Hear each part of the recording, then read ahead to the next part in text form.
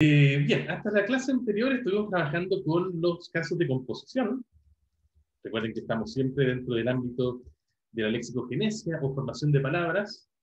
Y en español podemos ver dos tipos de composición principalmente, que son la composición por modelo, es decir, siguiendo un cierto esquema mental que aúna ciertas categorías gramaticales, como por ejemplo un sustantivo más un adjetivo, como en marilarga, cejejunto, pelirrojo, por ejemplo, para formar una nueva palabra, o la típica de verbo más sustantivo, ¿no? Abre latas, sacacorchos y otros. Y la composición también por inmovilización, que nos daba como resultado las llamadas locuciones, ¿no? Que lo que veíamos era que es también un caso de composición porque se juntan elementos que originalmente tienen el mismo estatus, es decir, son todos palabras, no hay afijos acá, tanto en la composición por modelo como en la inmovilización, pero a diferencia de lo que pasa con la composición por modelo, en que tenemos mentalmente un esquema, en la composición por inmovilización es más bien un proceso histórico, ¿no? En que a partir de una frase, de una combinación libre de palabras, que se usa mucho y está muy culturalmente restringida, poco a poco esa frase empieza a inmovilizarse, a ser cada vez menos una frase para pasar a ser una palabra. Eso. Y estuvimos viendo, claro, muchos ejemplos de eso.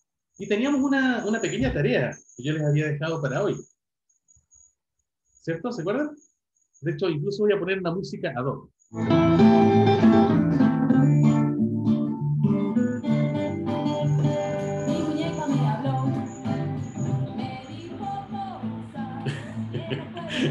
Ok, ¿cierto?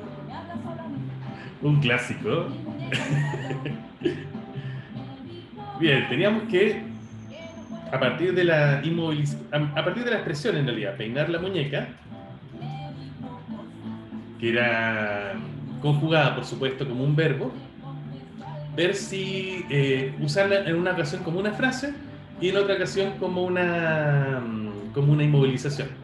Y aplicar las pruebas que nosotros habíamos aprendido justamente para ver si se trataba de un caso o del otro. ¿Cantemos todos?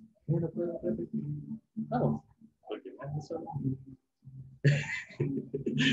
Ya, lo voy a parar porque me distrae mucho. Me dan ganas de cantar. Ok.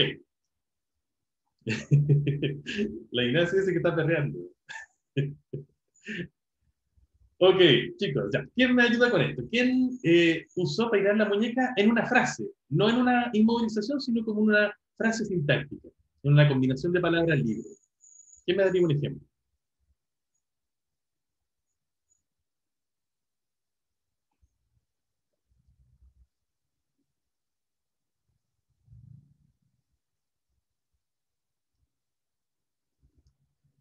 Ahí Ignacia puso en el chat un ejemplo, pero me parece que el ejemplo que puso Ignacia es para el otro significado, para que estamos con en un significado con inmovilización. La Constanza puso uno en que me parece que es efectivamente un ejemplo de frase.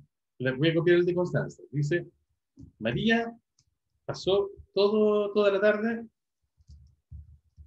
peinando la muñeca. Aunque en realidad esta es ambigua, porque podría corresponder a los dos significados. Podría corresponder a la idea de que físicamente María estuvo acicalando a su juguete, o que estuvo, como podríamos decir, enloqueció por alguna razón y estuvo mal toda la tarde. Vamos a copiar el de Antonia acá, porque ese sí me parece que no es ambiguo. La mamá estaba peinando la muñeca para regalársela a su hijo. Ahí está bastante claro lo que tenemos, estaba peinando la muñeca como una frase. Apliquémosla entonces para esto. A ver, Francisca, ¿qué pruebas podríamos aplicar para saber, para estar completamente seguros de que aquí peinar la muñeca está comportándose como una frase?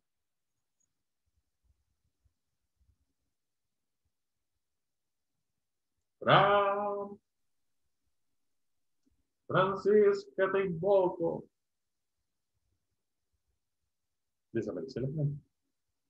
Ah, no, era la Antonia, perdón, nada que ver. Antonia, perdón, por eso no respondía a la Fran. Yo estaba como, ¿qué hice ahora? ¿Me van a echar? Perdón, Gracias, perdón. ese era. No, tú tienes que mostrarnos el reggaetón después. No, Ah. yo ya no me puedo mover. Muy bien, Y con Antonia, todo mi cuéntame. secreto. ¿Verdad, perdón? Soy Profe, sangre la verdad chico. solo hice la frase, no probé nada porque no se me ocurrió como un sinónimo, Ah, pero sería no como te preocupes, acicalar la apliquémoslas muñeca. ahora. No sé. Apliquémoslas ahora. Revisa tus apuntes para que recordemos cuáles son las... ¿O la Constanza nos va a ayudar? Sí, ya, súper, Connie. Cuéntanos. Yo como, bueno, yo había hecho la otra frase, pero lo que hice básicamente fue cambiar el peinando por otra ¿Ya? palabra que puse cepillando. La mamá estaba cepillando Perfecto. la muñeca para regalarle a su hijo, ¿ya? Esa sería una estrategia, ¿no? Porque sabemos que Sí. si podemos cambiar una de las palabras de esta supuesta composición y la expresión sigue siendo posible, lo más probable es que no sea una inmovilización. Ok. Entonces Ujú. cambiemos peinando por cepillando. Y nos quedaría, la mamá estaba cepillando la muñeca para regalársela a su hijo. ¿Sigue Sí, siendo queda, posible? sigue siendo posible. Sí, esto sigue teniendo un significado bastante parecido. Esa entonces sería un buen argumento para decir que probablemente aquí peinar la muñeca no está funcionando como una inmovilización, sino como una frase. Súper. Y el segundo era, Sí, dale con. ¿Mm? El Dale, segundo dale, era dale. cambiar la muñeca. Yo ¿Ya? le puse como Barbie, como la mamá, por ejemplo, ahí la mamá estaba peinando la Barbie para regalársela a su hijo. La Barbie, ¿cierto? Y funciona igualmente. Así que súper bien. Ahí vemos entonces que tanto peinando como muñeca se pueden cambiar por sinónimo. En el caso de Barbie, en realidad es más bien una especificación de una especie de hipónimo, pero perfectamente, sí, funciona súper bien igual. Así que esos son buenos Y, argumentos para decir que y estamos lo vinculando. último que había, el último sí era el de la inserción de adverbios, pero yo no sé si eso como siempre, como si se une a las otras pruebas que estábamos viendo, como en este caso igual podríamos utilizarlo, ¿o no? Claro, son pruebas que uno puede ir acumulando. No son Ujú. excluyentes entre sí. Y no siempre es adverbio. De hecho, la idea es que uno Ah, puede cualquier insertar. palabra.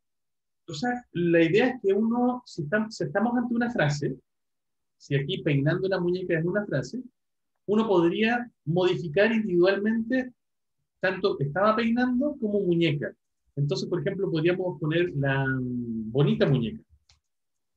Ah, ya. Y Y sigue ahí siendo tenemos igual. un adjetivo que estaría modificando el sustantivo muñeca. Y la verdad es que ahí funciona súper bien. La mamá estaba peinando la bonita muñeca para arreglársela a su hijo. Y como funciona muy bien, lo que está queriendo decir es que aquí bonita está modificando a muñeca, ¿cierto? Está Ujú. subordinado a eso.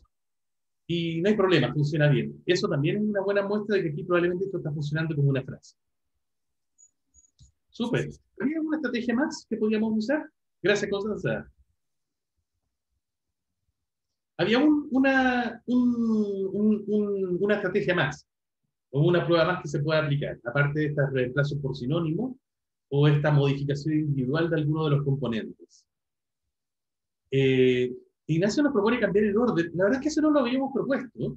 Porque en algunos casos funciona, y tiene razón Ignacio, porque a veces cuando tenemos frases, eso es mucho más fácil de modificar por permutación interna, pero no siempre es posible. De hecho, si aquí lo quisiéramos hacer, nos quedaría algo así como la mamá estaba la muñeca peinando, ¿no? O la muñeca estaba peinando a la mamá. Bueno, no funcionaría tan mal, pero no es una estrategia tan formalizada porque no siempre funciona. Porque en este caso podría dar algún resultado, sí. Francisca nos propone añadir una palabra que cambie las otras, y esa es la que hicimos recién, ¿no? Peinando la bonita muñeca, por ejemplo, y que funciona bien. Había una más, se la voy a recordar yo. Y es que algunas, Era ¿sí, Antonia? como cambiar el la por su, por esta. Perfecto, ¿cierto? Eso es parecido al sinónimo, pero no es exactamente sinónimo, sino que algo que llamamos sustitución funcional. Claro, si decimos la mamá estaba peinando esa muñeca para regalársela a su hijo, cambiamos el la por esa, en realidad es algo muy parecido al cambio por el sinónimo, y también sigue funcionando bien. Así que, con todos esos argumentos, muchas gracias Antonio, nos podemos dar cuenta de que efectivamente aquí estamos ante una frase y no ante una inmovilización. Súper. ¿Quién me da un ejemplo en que esté inmovilizada? Ah, la Antonia misma había puesto, parece, una arriba, ¿no? No, Ignacia. Ah, pero está muy arriba, no la encuentro. Ah, aquí está, ya.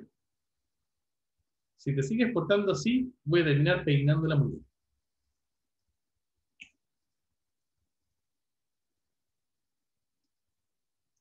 Súper. Ya, Ignacia, tú nos ayudas ahora. Toma el micrófono, por favor. Oh, ¿Se escucha? Hola. y se escucha. Yo creo que es pura chiva. Ya quiero avisar que si respondo algo tarde o no respondo es porque ando con un internet un poco inestable. Ya, vamos a creer. Ok. Ya, ¿qué tengo que decir? Vamos a tratar de ver si peinando la muñeca acá está funcionando como una inmovilización. Y Yo para diría eso, que sí. muy bien, esa es tu propuesta. ¿Cómo lo podríamos probar? Con las mismas pruebas que antes. Bien. ¿Por cuál partirías? A ver, partiría por cambiar por peinando por acicalar o cepillar, igual que antes. Yo soy muy copiona, en verdad. Muy bien. Si te sigues portando así, voy a terminar cepillando la muñeca. Queda rarísima, ¿no? Ya Sí, se pierde. y cambia totalmente el significado. Es como que alguien está portándose mal porque está despeinando la muñeca. Exactamente. Ya no tiene significado de volverse loco, ¿no? Exacto. No, pues. Perfecto. Lo mismo si cambiamos peinando, voy a terminar peinando la Barbie. Sí. Bueno, de hecho, aquí hay que hacer una pequeña salvedad, y es que en algunos casos este tipo de sustitución podría funcionar, pero Como por siempre, ejemplo. como, por ejemplo, si recuerdan el otro caso que teníamos el otro día, algo así como metí la pata por la idea de equivocarse, alguien podría decir en forma humorística, ¿no? Hoy ayer metí la pierna, o metí mi extremidad inferior, porque me equivoqué en tal. Pero en ese caso, siempre hay una especie de intertexto de alusión a la frase original, perdón, a la inmovilización original. Entonces, si alguien podría decir, oye, esta persona se volvió loca, ya está peinando a la Barbie. ¿No? Porque sabe que en la mente del interlocutor, cuando diga peinando a la Barbie, la otra persona va a pensar, ¿qué quiso decir con eso? Ah, la Barbie es una muñeca, entonces está peinando No, la pero eso se muñeca. juega mucho con el contexto y como con los Claro, conocimientos de los hablantes. claro, son juegos que hacen un hablante porque está tan No todos seguro. somos como usted, profe, expertos en expresiones. De hecho, está equivocada que diga eso. Todos ustedes son expertos en expresiones. Y más expertos que yo, de todas maneras. Eh, ¿Qué estaba diciendo? Entonces, claro, alguien perfectamente puede decir, estoy peinando a la Barbie, y porque sabe que la otra persona conoce esta frase, conoce esta inmovilización, perdón, eh, porque es muy frecuente en nuestra cultura, en nuestra lengua, y por lo tanto puede decirla sabiendo que la otra persona la va a interpretar como peinando la muñeca. Súper, pero en principio, en términos estrictos, no es posible esa sustitución. Claro, también, Ignacia, eh, ¿cómo funcionaría si ponemos acá una determinación o una modificación para muñeca? ¿Te acuerdas cómo hicimos hace un ratito? Al tiro de la palabra. Sí, que Sí. como está delicadamente peinando la muñeca, como algo así. Por ejemplo, en ese caso, si alguien dice, Ahí dije algo nuevo para dejar de copiar el otro ejemplo. muy bien, si alguien dice, voy a terminar delicadamente peinando la muñeca, de nuevo se pierde la idea de que va a enloquecer, ¿no? Porque una persona es raro que enloquezca delicadamente. O si En todo usamos, caso, yo creo que hay algunos adverbios que podrían hacer que siguiera teniendo el mismo significado. y Pero eso es dependiendo del adverbio que se elija. eso es una súper buena observación, Ignacia, porque si alguien pone finalmente, eso, claro, si alguien pone finalmente, funcionaría. Porque uno puede, de hecho, indicar que como resultado de que la otra persona se porte mal, yo voy a enloquecer como en un extremo, ¿no?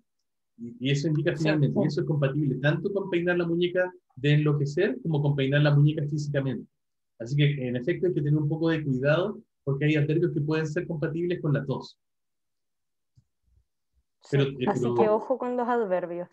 muy bien, gracias. O el otro ejemplo, ¿cierto? Que nos había dado Antonia hace un rato, perdón, Constanza hace un rato, era, bueno, te quedas peinando la bonita muñeca y que solamente se puede referir al acto físico de acicalar a la Barbie, ¿no? No de peinar la muñeca en el sentido de enloquecer, Efectivamente. ¿cierto? Muchas gracias, Ignacia. ¿Antonia? Ay, gracias a usted por darme la oportunidad de participar en su maravillosa clase. Bueno, vas a entrar en el sorteo de un auto 0 kilómetros. Antonia, cuéntanos. Profe, le quería preguntar si hoy se escucha eco, no sé si soy yo o no. No, se escucha bien. Ay. Si, por ejemplo, en vez de cambiar como solo peinando o solo la muñeca, se puede cambiar como toda la frase y poner como cepillando la Barbie. ¿Se puede Sí, hacer eso? sí, de hecho, mientras más conocida sea una expresión lingüística, y mientras más sentidos culturales tiene, es decir, esta es muy cultural, de hecho es muy idiosincrática, se aplica en la cultura chilena, es muy folclórica, podríamos decir. Mientras más condiciones de ese estilo tiene, más posibilidades hay de que podamos jugar con ella, porque yo tengo la confianza de que mi interlocutor va a poder interpretarla acudiendo en su memoria a la expresión original. Así que una persona, claro, podría querer decir, oye, ese gallo ya está señalando la Barbie, y, y muy probablemente va a estar seguro de que la otra persona va a entender como una alusión a la expresión original peinando la muñeca. Sí. ¿Te trataba? ¿Martina? Gracias. Cuéntame. Por nada. Martina, ¿te fuiste? Antonia, la pregunta es Antonia, pero ¿podemos en la prueba, por ejemplo, poner todas las pruebas de una, así como, no sé, poner al tiro cepillando frenéticamente el juguete de trapo para regalárselo a su hijo, así? Podría ser perfectamente, si les pido, claro, hacer un ejercicio de este estilo, que de todas maneras va a haber una pregunta así de este estilo, anótenlo. Pueden aplicar las pruebas también en conjunto, yo creo. Salvo que les indique lo contrario en el enunciado de la pregunta. Muy bien, que esté preocupada por la prueba. Nada, va a estar chévere. Ok, súper bien. Muchas gracias por la ayuda y por el ejercicio. Eso, hasta ahí en realidad entonces ponen las composiciones. ¿Alguna duda que haya quedado, chicos? ¿No? ¿Súper? Ya. Bueno, yo fallé una promesa la clase anterior que me pareció que era una promesa que dice, creo que fue Ludvika, o me equivoco, en que ella nos había pedido, fuiste tú, Ludvika, que me pediste, me preguntaste por una palabra y yo te dije que iba a tratar en la clase, pero no lo hice, ¿no? ¿O fue Yubitsa, quizá? La Yubitsa, ¿sí? ¿Y esta la Yubitsa? Sí, bueno, a la Constanza se acuerda. Claro. ¿Qué pasó? ¿Qué pasó? Yubitsa, ¿cómo estás ahí? Ahí estás. Eres Puka. ¿Qué sucede? Ah, sí. Yubitsa, tú me habías preguntado en la clase pasada por una palabra. Yo te prometí tratarla en la clase y fallé a mi promesa, lo siento. Pero ahora sí me voy a hacer perdonar. Teléfono. Teléfono. ¿Por qué te llamó la atención esa palabra? Sí. Es que para la primera prueba estaba practicando con esa palabra y no sabía, no sabía qué hacer y con ¿Cómo? teléfono y buscaba tele como de a distancia y fono de voz, de esas cosas y al final no llegué a ninguna conclusión, entonces, por eso. Mira, súper interesante lo que estás haciendo, Yuri, porque en efecto es difícil llegar a la forma en que está formada teléfono. A ver, perdón, veámoslo de otra manera. ¿Cómo decías tú? ¿Cuál es la reflexión que estabas haciendo sobre cómo está formada la palabra teléfono? Que tele era algo así como a distancia, como, a ver, televisor o, o, No, tienes o de razón. esas cosas. Y ¿Y fono? Va, perdón, que tengo una... Ay, perdón, es que tengo un atajo y me sale cada vez que pongo la palabra fono. Ya, no lo voy a poner. Qué bien. No voy a poner. Ya. Ahí sí, ya. Fono, ¿qué significa? Era algo relacionado audio, como fonología. Tienes razón, significa sonido, ¿cierto? Ujú. Perfecto. Y tiene cierto sentido, ¿no? Porque por el teléfono uno comunica sonidos a distancia. Bueno, al menos antes, ¿no? Cuando los teléfonos servían para eso y no para jugar a Candy Crush y ver la hora y hacer cálculos matemáticos y ver videos de gatitos, ¿no? Ahora, claro, ahora el teléfono es mucho más que eso, pero originalmente los teléfonos eran aparatos que servían sobre todo para comunicarse oralmente a distancia. Bueno, Judith tiene toda la razón. Pero la pregunta es si un hablante que no tiene conocimiento o interés por la historia de la lengua sabe esto, sabe que tele significa distancia en griego y que fono significa sonido, voz en griego. Lo más probable es que no, ¿cierto? Eso lo saben ustedes, o probablemente lo sepa alguno de ustedes, porque le interesa la historia de las palabras, le interesa el lenguaje, obviamente, ¿no? Pero no es algo tan normal. De hecho, probablemente para una persona normal, común y corriente, no como ustedes, gente extraña que les gustan estas cosas, ¿cierto? Teléfono sea una palabra completamente opaca en su formación. Y esta palabra es interesante porque es muy parecida a otras que en efecto existen en nuestra lengua. Por ejemplo, la palabra filosofía. Filosofía tiene una formación parecida, ¿no? En griego, filosofía, ¿qué significa?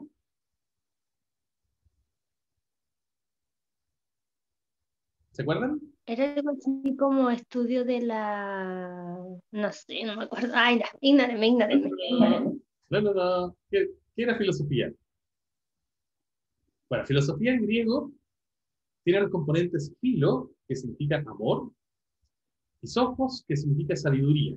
Eso, amor por la sofía, como dice Francisca. ¿Cierto? Filosofía es amor por la sabiduría. Biblioteca también, por ejemplo, sigue una estructura parecida. ¿Alguien sabe cómo está formada la biblioteca? Ludvika, qué interesante lo que dice Ludvika, aquella que estudió fonoaudiología le preguntaba si vendían teléfonos. Eso es muy interesante, lo voy a recordar para una cosita que vamos a conversar en un rato, Ludvika. Recuérdame. Bueno, biblioteca en griego viene de biblos, que es libro, y tecas, que es almacén. Entonces, es el almacén de libros, donde se guardan los libros. ¿Cierto? Oye, Ludwig, tú que eres fonoaudióloga entonces, ¿conocerás esta palabra? Logopeda. Sí, logopeda se le dice a los fonoaudiólogos en España. ¿Cierto? Logopeda es otra forma de hablar, otra forma de referirse a los fonoaudiólogos. ¿Y conoces cómo se forma la palabra logopeda? No tengo idea. Bueno, eso también es del griego. Logo en griego es palabra, ¿cierto? Y peda, esta es más fácil, porque lo usamos en pedagogía. Bueno, también están otras palabras más feas, como pedófilo. Ni idea, viene de fiesta, no sé. No, peda es niño en griego. Claro. Entonces, logopeda significa literalmente en griego las palabras de los niños, ¿no? Porque habitualmente una de las labores a las que se dedican los fonoaudiólogos es a trabajar con el habla infantil para corregir los impedimentos del lenguaje, ¿no? Entonces, si se fijan acá, bueno, aquí vamos viendo entonces probablemente un patrón en estas cuatro palabras. Bueno, hay un montón más, bueno, por un ejemplo más. Grafología. ¿La conocen? ¿No? La grafología es el estudio de las formas de la escritura. De hecho, es una especie de pseudociencia que dice que se puede adivinar la personalidad de una persona por la manera en que escribe. ¿Cierto? Claro, se usan a veces como apoyo de psicología, pero no está muy probado que eso sea cierto, que sea real. Pero bueno, a lo que nos interesa acá que vendría de grafos, que es escritura en griego, y logos, que es, como ya lo vimos acá, ¿cierto? Que significa palabra, pero que muchas veces se usa entonces como la idea de un libro o un tratado dedicado hacia algo, y por extensión como el estudio de algo.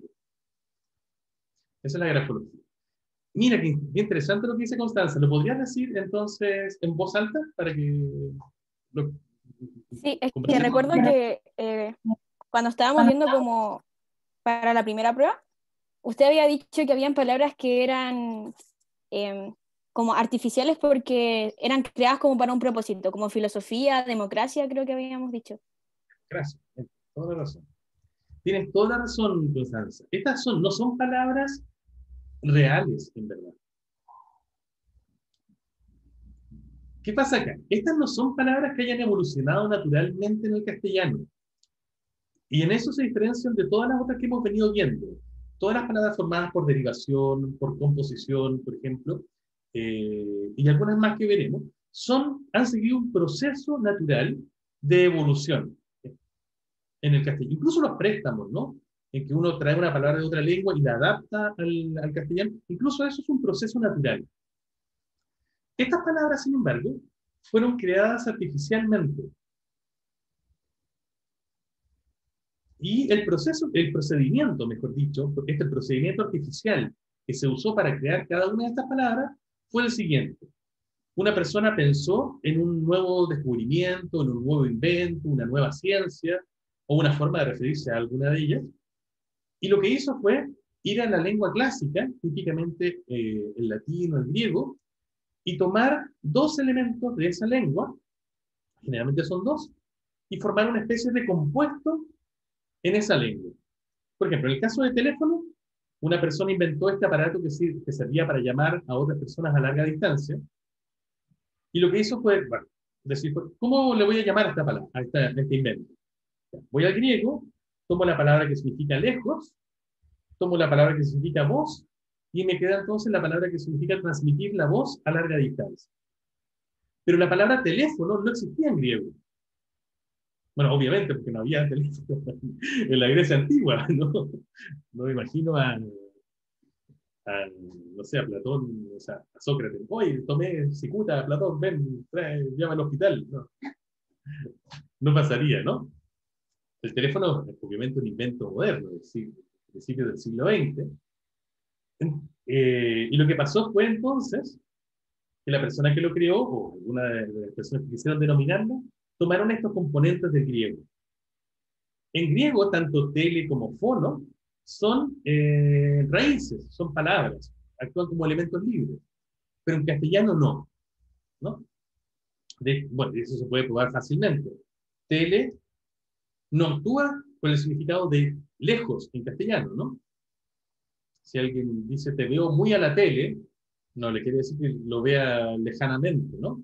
O estás tele de mí, no significa que estás alejado de mí. Y lo mismo, fono no significa sonido, ¿no? Qué lindos son los fonos de la naturaleza. Nadie diría eso pensando en el canto de los pájaros o algo así. De hecho, tele y fono existen actualmente en castellano, pero con otro significado, ¿no? ¿Qué significa tele como palabra actualmente en castellano, por lo menos en Chile?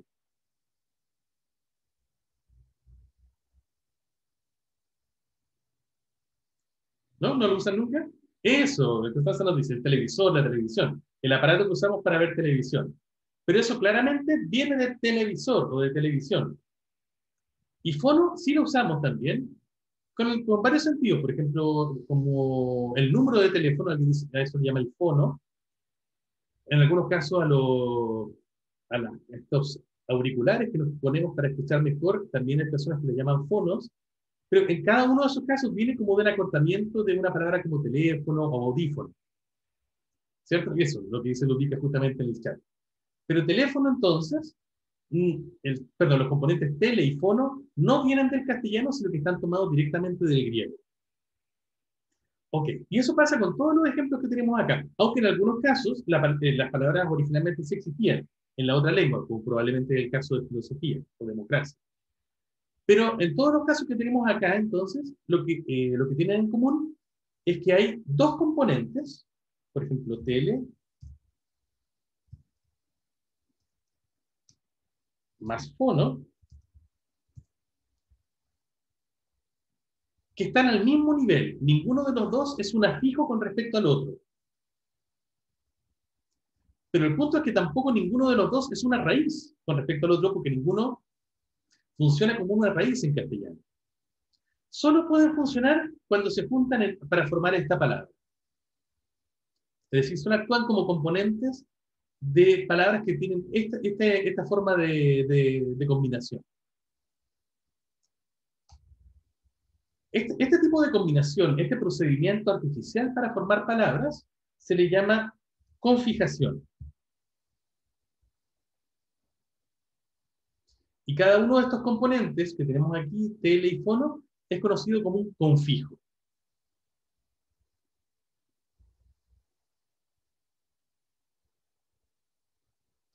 Ay, Constanza tiene una duda muy interesante en el chat y la vamos a responder en 5 minutos. Le voy a pedir que me la recuerde. Una vez que terminemos de definir bien esto de la confijación, ¿ya? Entonces, para definirlo bien, una confijación consiste en un procedimiento artificial de formación de palabras en que, para formar esta palabra nueva, vamos a una lengua clásica, el latín o el griego, tomamos dos raíces de esa lengua, que no son raíces en el español, y las combinamos para formar una palabra nueva. Por eso, estas son usualmente palabras que se usan en tecnología o en ciencia, porque justamente son esos los ámbitos en que son usuales para crear estos términos. Por poner otro ejemplo, ¿cierto? Biblioteca también está formada de la misma manera, ¿no? El componente biblio, que en griego es libro, y que nosotros no usamos para indicar libro en castellano, ¿no? Me compré un tremendo biblio. Salvo, obviamente, en el caso de la Biblia, ¿no? En que ahí sí hubo una formación basada justamente en biblos, pero que siguió otro camino. Y teca, que tampoco significa almacén, por lo menos no como una palabra libre en castellano, ¿cierto? Voy a la teca a comprar algo, no funciona. Entonces, de nuevo, son elementos que solamente funcionan cuando se combinan de esta manera. Importante es que en la confijación los dos elementos, como decía hace un momento, tienen el mismo estatus. Entonces, en eso se parece a la composición. Pero a diferencia de lo que pasa en la composición, ninguno de estos dos elementos es una raíz. Ninguno de los dos elementos es una palabra libre en castellano. Y por lo tanto, por eso no es una composición. De hecho, algunos autores llaman a la confijación, le dan el nombre de composición. Hay composición de raíces clásicas. Justamente por esta idea, ¿no? Que se parece a la composición, pero en vez de usar raíces del castellano, de nuestra lengua, usa raíces que son de otra lengua. De las dos maneras lo podemos llamar. Algo importante, entonces, es que uno podría preguntarse si estos elementos, teléfono, biblioteca, si son afijos. Y la verdad es que no son afijos. De hecho, por eso lo llamamos confijos. Porque la idea es que solamente funcionan en la combinación entre ellos. ¿Por qué decimos que no son afijos? Bueno, porque no se comportan como los afijos. Los afijos, por ejemplo, siempre aparecen en una posición fija, antes o después de la raíz. El prefijo antes, los sufijos después. Pero los elementos que entran en las confijaciones, los confijos, son mucho más libres. Por ejemplo, bibliófilo. ¿Conocen esa palabra? Bibliófilo. ¿Alguien la conoce? Sí, Lutica la conoce. ¿Qué significa Luti? La palabra bibliófilo. Yo la había escuchado como alguien que le gustan los libros. Eso No es. sé si... Bibliófilo, exactamente, es la persona que es el amante de los libros. Ustedes, por ejemplo, probablemente son bibliófilos. Y eso viene, como dice Anaís, de biblos, libro, como teníamos recién, y filo, amor, ¿no? Entonces aquí, biblio más filo. Perfecto. Aquí tenemos entonces el biblio Libro, filo, amor. Pero como decíamos recién, en filosofía nos encontramos de nuevo con el componente filo. Filo, amor, Sofía, sabiduría. Ahí. Entonces, filo puede aparecer al final. Anaí nos pregunta, y cuando decimos filo contigo, por favor, Anaí. De hecho, ahí es todo lo contrario, qué interesante, ¿no? Porque si filo es amor y filo contigo es todo lo contrario al amor. Qué terrible, es el fin del amor. Claro. Perdón, entonces volviendo al ejemplo. Filo es un componente que significa amor en griego, pero que puede aparecer al final de la palabra o al inicio de la palabra. En bibliófilo está al final, en filosofía está al inicio. Y eso no pasa con un afijo. Los afijos siempre tienen una posición fija en el castellano. Por esto, poner un ejemplo, o anti, siempre son prefijos. Nunca pueden aparecer después de la raíz. ¿Cierto? O, por ejemplo, ito, que es nuestro típico diminutivo, nunca puede aparecer antes. Los afijos en castellano son siempre o prefijos o sufijos. En cambio, los confijos, justamente porque son un procedimiento artificial, tienen mucho más libertad de posición. Otro ejemplo.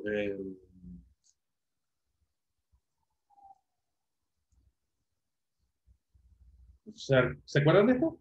Creo que hablamos de ella en algún momento. La palabra sarcófago. ¿Cómo se formaba? ¿Se acuerdan? ¿Qué significaba y cómo estaba formada?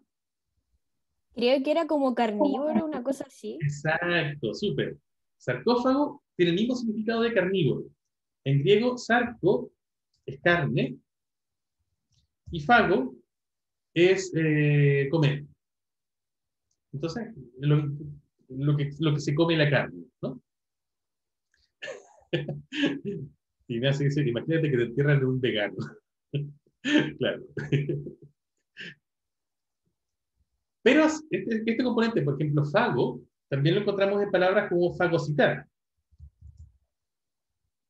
¿Cierto? Que significa como... ¿Cómo es que significa comerse las células, ¿no? Algo así es. Uy, ahí me perdí. ¿Sí, cierto? Fago, Sí, es como entonces, un proceso, la fagocitosis. fagocitosis, ¿cierto? Cuando una célula se come a otra. Es que fago podemos ver que está al inicio, ¿no? Y significa lo mismo en los dos, o aporta el mismo significado en los dos casos de conjugación. Así que esa es una razón, entonces, por la cual podemos decir que la conjugación no es lo mismo que la afijación.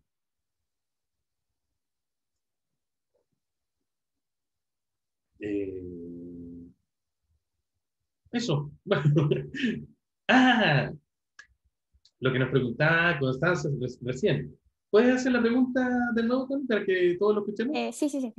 Lo que pasa es que la Yubi estaba justo nos preguntando, nosotros que teníamos como un grupo porque estamos juntas con la tutora, entonces ella preguntó por esto y yo pensé que tele podría ser un prefijo, porque lo podemos encontrar como en, no sé, telecomunicaciones, telediario, teletrabajo también. Entonces yo dije, entonces igual hay hartas palabras que tienen como el inicio con esta palabra y que siguen teniendo como, pero no sé, bueno, era eso básicamente. No, está súper buena la pregunta. Tienes toda la razón. En principio, tele es una raíz griega que actúa en confijación, como hemos visto acá. Sin embargo, hay algunos confijos que se vuelven tan populares que terminan transformándose en afijos. Y un caso es justamente tele. Y de hecho, la prueba está en que se puede combinar en palabras como telecomunicación. Se puede combinar con raíces del castellano, ¿no? Telediario, por ejemplo, era el otro ejemplo que ponías. Teletrabajo también. Trabajo, por supuesto, lo que estamos haciendo ahora, ¿cierto? Uh-huh. Y en esos casos, en efecto, pasa a ser un verdadero afijo. Pero acá se diferencia de los casos de conjugación que vimos como en teléfono, o en telégrafo, por ejemplo, que sería también un caso de configuración que tiene tele, o telequinesis, como nos dice Francisca, ¿cierto? Y que también hay todos estos son confijos, todos estos son casos de configuración. Pero a diferencia de lo que pasa entonces con ese uso en configuraciones, cuando se combina con raíces del castellano, pasa a ser un prefijo, pasa a tener una posición fija. Profe, entonces como en teléfono ya no, o sea, no actuaría como prefijo porque igual el fono como que tiene más como el lado más etimológico que ¿cómo que se llama? Que morfológico. Entonces, cuando, o sea, en otras palabras comenzaría ya a ser como un prefijo, pero en teléfono no. ¿Es eso, no? Sí, absolutamente. La clave es Ay, que cuando uno puede analizarlo y observar una raíz del castellano a la que se añade este componente, ahí podemos decir que sí estamos ante un caso de prefijación.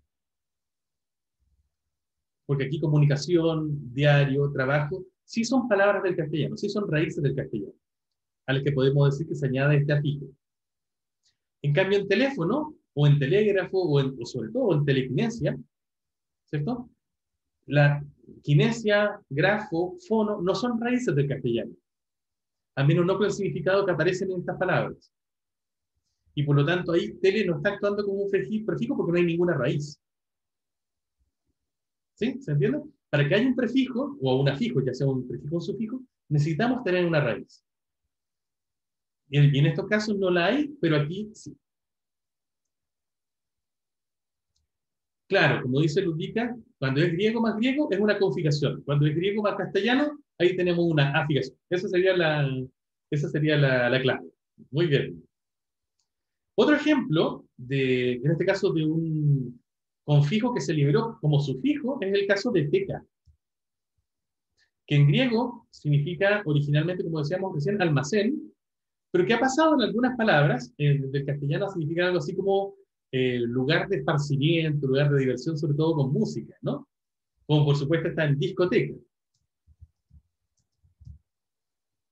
Y que ha dado lugar entonces a formaciones como salsoteca, que es el lugar donde se baila salsa. Claro, en biblioteca no, porque ahí teca tiene el sentido original griego, ¿no? De almacén. Pero en salsoteca tiene el sentido de lugar donde se va a bailar. ¿Cierto? ¿Qué es carioteca? Es donde se guarda material genético, si no me equivoco. Ah, qué interesante. Bueno, pero en ese caso sería un confijo, ¿no? No, es como el inicio, como la primera biblioteca, según yo. O sea, no no te sé, entendí. no, es que no tengo sueño. No. ¿Puedo borrar esto de la grabación? No, que me refiero a que hace como referencia a almacenar algo en un lugar, no como... En ese sentido, el sentido como original dije. probablemente todavía sea una confijación. Sí, Claro, por eso. una palabra con más ganas, porque Eso no la era lo conozco. que quería decir. Y no pude. Okay. Bueno, en casos entonces como esta, sobre todo en salsoteca, entonces, lo que sí tendríamos sería probablemente un caso en que esta palabra ya pasa a ser un sufijo del castellano con la idea del lugar donde se va a bailar. Fíjense que incluso esto puede aparecer, me apareció en este cómic de Alberto Montt, en que él decía, cuando era niño pensaba que una pinacoteca era el lugar donde los pinos iban a bailar. Aquí hay un caso de reanálisis, ¿no? Porque pinacoteca es una configuración muy opaca, por supuesto, pero que esta persona lo reinterpreta como el lugar donde bailan los pinos, ¿no? Y que está reinterpretando el teca como este sufijo, ¿cierto? Que significa el lugar donde alguien va a bailar. Eso. Entonces, en efecto, podemos tener casos en que ciertas raíces clásicas o confijos se adaptan, digamos, al castellano como prefijos o sufijos. Eso puede pasar cuando son muy usuales o hablan de cuestiones muy populares. Súper. Hasta ahí entonces con con las configuraciones en general. ¿Alguna pregunta que haya quedado? ¿No? Bueno, una cuestión interesante, importante que recordar es que, como decíamos hace un momento, a diferencia de la composición o de la derivación, que son procesos naturales, de formación de palabras, la codificación es un procedimiento artificial y por lo tanto es más caótico, sigue menos reglas. Ok, pasemos a otro fenómeno distinto.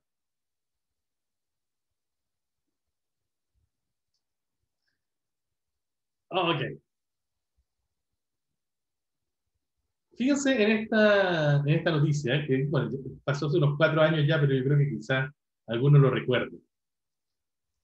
La multitudinaria fiesta quinceañera de Rubí, a la que 1,3 millones de personas dijeron que asistirían en México.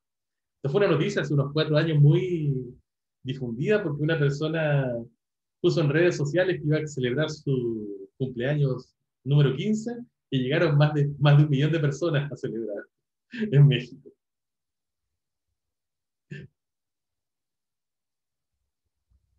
Bueno, les quiero llamar la atención sobre una palabra que aparece en este titular. La palabra quinceañera.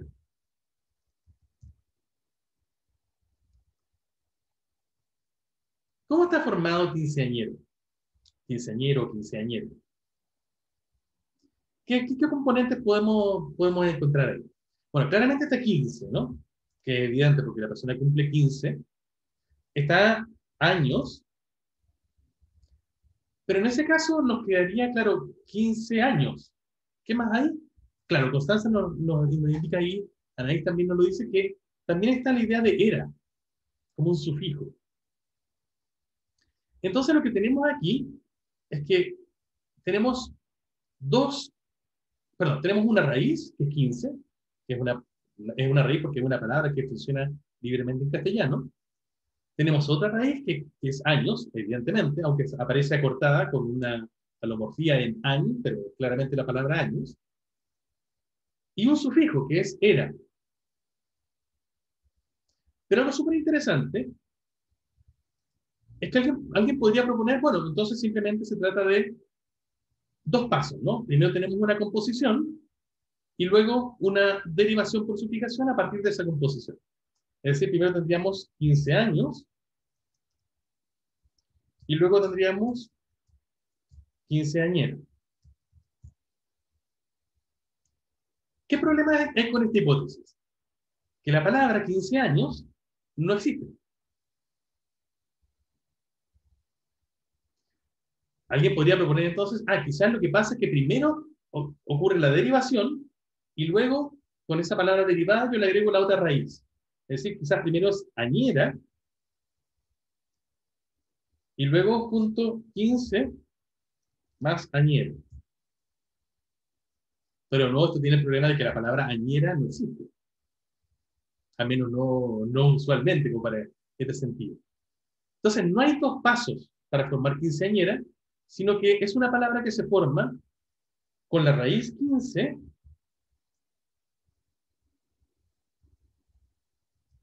la raíz año, ahí sí, más el sufijo era. Pero todo de una sola vez. Fíjense que esto pasa también, por ejemplo, en otras palabras como, también haciendo alusión a edades, ¿no? 7 mesinos. ¿Conocen la palabra? Un 7 mesino se dice sobre todo de una guagua que nace de manera prematura, porque nace a los 7 meses. ¿Cierto? En ese caso tendríamos la raíz 7, la raíz meses, mes, y el sufijo ino.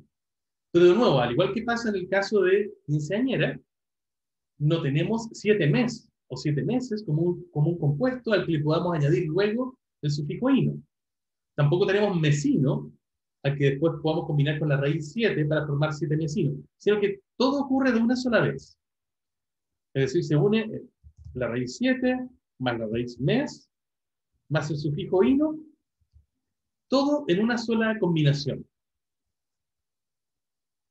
Este es otro proceso de formación de palabras que, como ven, combina la composición y la sufijación en un solo paso. No es muy usual, Es más bien extraño, pero existe en castellano. Y a este proceso se le llama parasíntesis.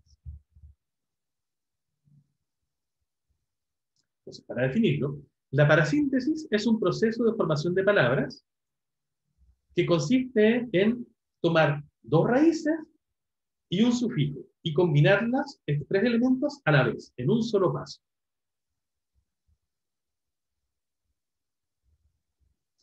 Otros ejemplos para que lo revisemos. Por ejemplo, no son muy usuales, no hay que buscarlos, pero existen.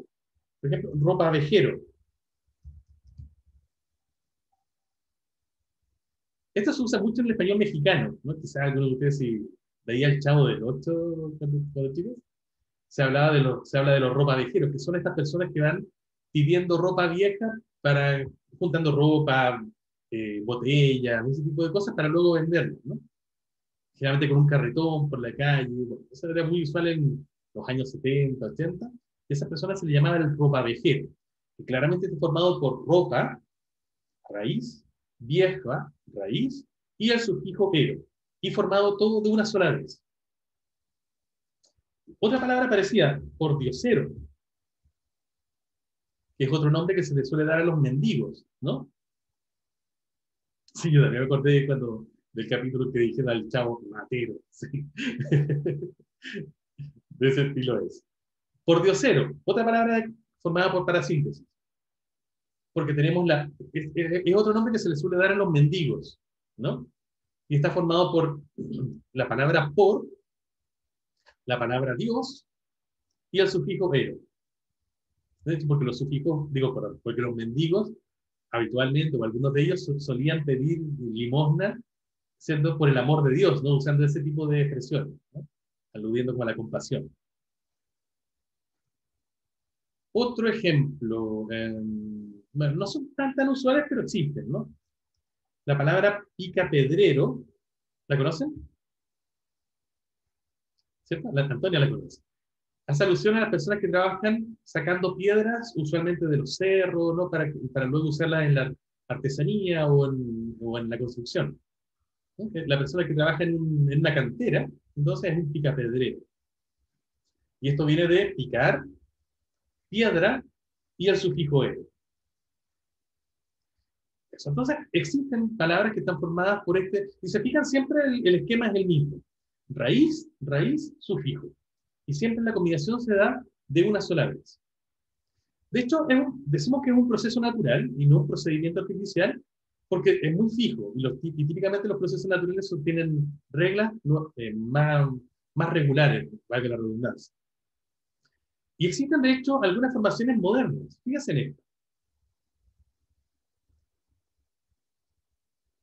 Este es un titular de España. Habla de: los impuestos se comen casi la mitad de la renta de un mileurista. En España se habla mucho de los mileuristas. ¿Saben quiénes son? En España, mileurista se usa para hablar de las personas que, en promedio, ganan 1.000 euros al mes. Que en España, para los costos de vida de España, es un sueldo bastante bajo, pero serían cerca de unos 700.000 pesos en Chile, más o menos. Bueno, se habla incluso de la generación mileurista. Y esto está formado por, evidentemente, la palabra mil, la palabra euro y el sufijo ista. Y todo conformado de una sola vez. Eso. Entonces, ahí podemos ver que existen realmente esta palabra, que esta palabra está formada por esta estructura, ¿no? Por este proceso que es el que llamamos parasíntesis y que efectivamente se usa también en tiempos más actuales. Bueno, y para terminar, porque de hecho ya veo que se me está yendo la clase, un último ejemplo de elemento parasintético, que incluso podemos ver que se puede usar para formaciones completamente novedosas. Fíjense en este ejemplo. Una persona que advierte sobre los peligros del bocarranismo. ¿Por qué lo dice? A partir de la noticia. Erik Knudsen, que era un diputado del derechista Partido del Progreso en Noruega, cumplió su promesa hecha hace 7 años de comerse unas pantuflas viejas si los gastos de la nueva Casa de la Ópera, que se inauguró el pasado día 12, no excedían los 10.000 millones de coronas noruegas. Entonces, él apostó en contra de eso y apostó que se iba a comer sus pantuflas viejas y se las tuvo que comer. Porque, obviamente, para cumplir con esta promesa. Y a esto la persona que puso este titular lo llamó los peligros del bocarranismo. Bueno, ¿de dónde viene el bocarranismo? Que es un poco opaco. Viene de boca, rana, por supuesto, porque las ranas tienen la boca muy grande, ¿cierto? Algunos chistes hacen alusión a eso, más hizo. Entonces la idea es que fue hocicón, ¿no? Se le fue la boca cuando hizo esta promesa y tuvo que cumplirla luego, ¿no? Entonces como el peligro de hablar de más, uno podría decirlo en términos más formales. Pero juguetonamente la persona que hizo este titular formó un elemento parasintético, creó una palabra sintética juntando la raíz boca, la raíz rana y finalmente el sufijo is. Bueno, se me fue la clase tan rápido, qué pena. No, bueno, ya llegamos hasta aquí, no quiero quitarles más tiempo. Nos veremos el lunes para una clase más, no la prueba todavía. Bueno, ya los echo de menos. Que tengan un lindo fin de semana, cuídense mucho, chicos. Nos vemos. Chao, profe, gracias. Chao, profe. Chao. Chao, profe. Profe. Chao.